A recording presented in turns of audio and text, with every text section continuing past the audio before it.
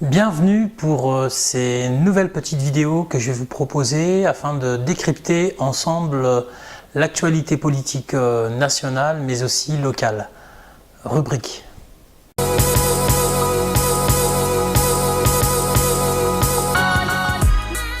Ce qu'on peut dire en ce moment sur l'actualité politique, c'est bien sûr le mouvement des Gilets jaunes qui continue.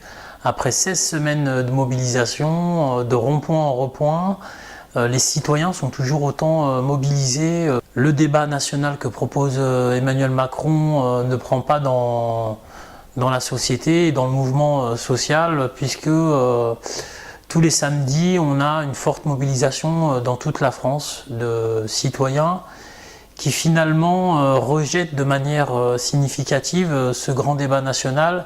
Après 16 semaines, et malgré la tentative de diabolisation d'une partie des médias et aussi d'une partie de la classe dirigeante et politique, qu'il y a toujours une forte popularité et que de nombreux Français et Françaises soutiennent ce mouvement. Aujourd'hui, ce mouvement continue sur des bases revendicatives, comme je le disais, très concrètes. La question du RIC, du référendum d'initiative citoyenne, est au cœur des revendications, mais malgré tout, on voit bien que la question sociale, à travers le pouvoir d'achat, l'augmentation du SMIC, le retour de l'ISF, le partage des richesses est assez marquant dans ce mouvement. Une date importante qui est en train de s'organiser, c'est le 16 mars, où dans toute la France, les Gilets jaunes vont appeler à de grands rassemblements, partout et notamment à Paris. Ça sera au lendemain du grand débat national. On se rend compte que ce grand débat ne prend pas dans la société, c'est ce que je disais tout à l'heure. Une des questions que demandent aujourd'hui les citoyens, c'est comment on va trancher après ce débat national. Et sur ça, on voit bien que Macron et ceux qui défendent un peu sa politique ne sont pas très clairs sur ça et ne savent pas eux-mêmes quelles propositions seront prises. Bon, très clairement, on voit bien que c'est plutôt de l'enfumage qui va se passer et que aucune des propositions, en tout cas les plus importantes, ne seront reprises par ce gouvernement. Alors il y a également les élections européennes qui auront lieu le 26 mai prochain. Une des listes que je soutiens, auquel j'appartiens, c'est la France Insoumise, qui est déjà en campagne depuis maintenant plusieurs semaines. C'est d'ailleurs la seule liste qui propose déjà un programme très concret. Les députés européens ont beaucoup plus de pouvoir que les députés à l'Assemblée nationale. Donc, une des raisons pour lesquelles cette élection est importante.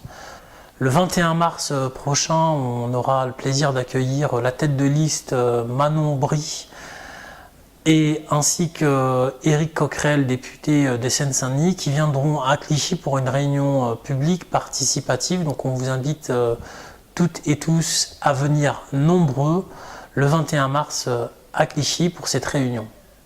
Au niveau local, depuis 4 ans, l'équipe municipale avec son maire Rémi Museau sont dans une sorte de course-poursuite pour bétonner la ville. On voit de nombreuses opérations immobilières qui poussent comme des champignons à Clichy, avec vraiment une explosion du prix du mètre carré.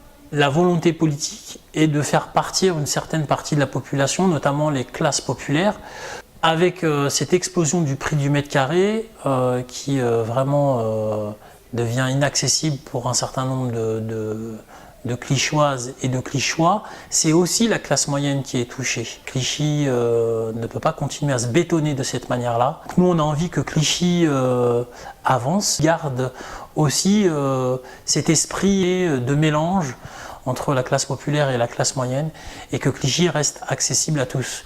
Donc, il viendra le moment des élections municipales. En tout cas, je ferai partie de celles et ceux qui seront engagés dans cette campagne.